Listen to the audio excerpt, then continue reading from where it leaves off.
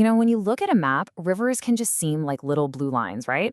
But they're so much more than that. They're the arteries of a nation, the cradle of entire civilizations, and really the absolute lifelines for millions and millions of people. So today we're going to take a journey through India's incredible river systems to understand what truly makes them tick. And it really all boils down to this one simple question. What is the real difference between a mighty river born from a colossal Himalayan glacier and one that begins its journey on a much older, smaller hill in the Indian peninsula?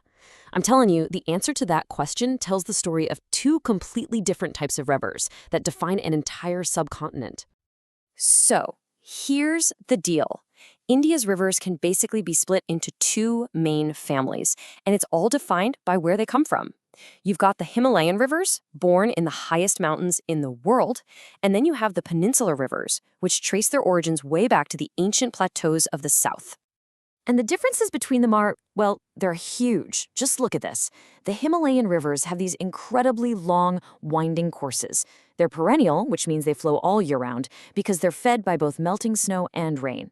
On the other hand, the peninsular rivers are shorter, and they're seasonal. They depend almost entirely on the monsoon rains. And that single difference in their source, it changes everything, right down to the kind of deltas they end up forming. Okay, so let's start our journey up in the north with the real giants of the system. The Himalayan family is dominated by three colossal river systems, the Indus, the Ganga, and the Brahmaputra. And believe me, each one is a world in itself. First up is the Indus. Now, this is a river that respects no borders. It actually rises not in India, but way over in Tibet, near the sacred lake Mansarovar. From there, it carves this epic path west through Ladakh before taking a sharp turn south to journey through Pakistan, and finally, it meets the Arabian Sea. And the scale we're talking about is just immense. We're talking 2,900 kilometers. That is easily long enough to make it one of the great rivers of the world, with a journey that literally connects the fates of multiple nations. And because it crosses borders, its water is this incredibly precious, carefully shared resource. It's all governed by the Indus Water Treaty of 1960. Under this treaty, India gets to use about 20% of the system's total water. And this just transforms the river from a simple line on a map into a constant element of international diplomacy. All right, now let's turn to the Ganga. I mean, if any single river is synonymous with India, it has to be this one. It's so much more than just water. It's a sacred lifeline. It's totally central to the culture, the spirituality, and the daily existence of hundreds of millions of people. Stretching over 2,500 kilometers, the Ganga is India's longest river. And its basin isn't just vast. It's one of the most fertile and densely populated regions on the entire planet. Think about that. So picture this. Its journey begins way up high in the Himalayas at the Gangotri Glacier. As it comes down, it's fed by these massive tributaries like the Yamuna, just growing in power and size before it finally meets the Bay of Bengal. And right there, along with the Brahmaputra, it forms the largest delta on Earth. Just incredible. And that brings us perfectly to our third Himalayan giant, the Brahmaputra.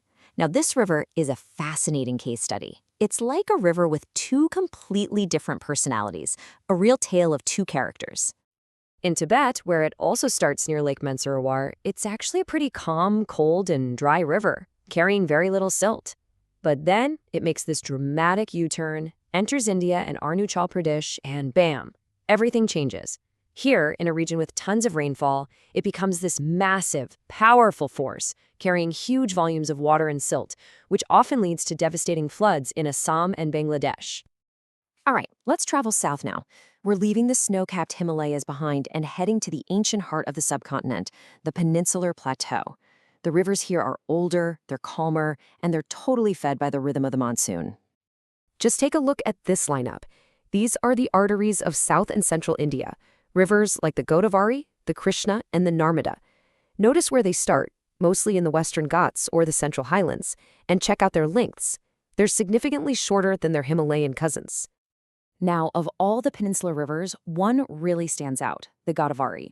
At 1,500 kilometers long and covering a massive area, it's earned this really respectful title, Dakshin Ganga, or the Ganga of the South. And that name, it just speaks volumes about how important it is to the whole region. But okay, the story of India's drainage systems isn't just about the rivers themselves, not even close. It's also about the incredible lakes, deltas, and even islands that they create and sustain along the way. Lakes play this surprisingly crucial role. They act like these natural regulators, almost like safety valves. They absorb excess water during heavy rains to prevent flooding, and then they release it during the dry seasons to keep a more even flow. Beyond that, they're absolutely vital for everything from generating hydroelectricity to supporting tourism. And get this, the rivers create some truly world-class wonders.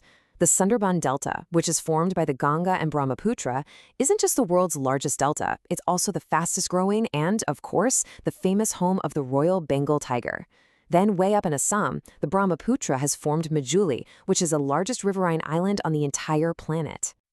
So we've seen where these rivers come from and the incredible landscapes they shape. But now we've got to talk about why they truly matter to people and the very serious challenges they're facing today. From the very beginning, rivers have been fundamental to everything. They were the cradles of the world's earliest civilizations, like the Indus Valley. They deposit that rich, fertile soil that agriculture depends on. And today, they are the absolute mainstay of the economy, providing water for irrigation, for transport, and for power generation. But these precious lifelines are under serious threat. A heavy, heavy load of untreated sewage, industrial waste, and chemical runoff are just pouring into our rivers, poisoning the very water that sustains us. And here's the great paradox. Our drive for economic development is threatening the very resource that makes it all possible in the first place. But look, the story doesn't just end with pollution. There is a growing wave of awareness and action.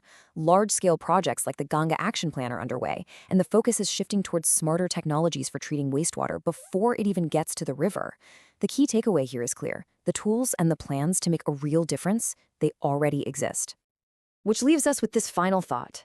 For thousands and thousands of years, these rivers have nurtured civilizations and sustained empires. They have been the silent, constant witnesses to all of human history. The big question for us today is, what will their future look like? And that's a story we are all writing together, right now.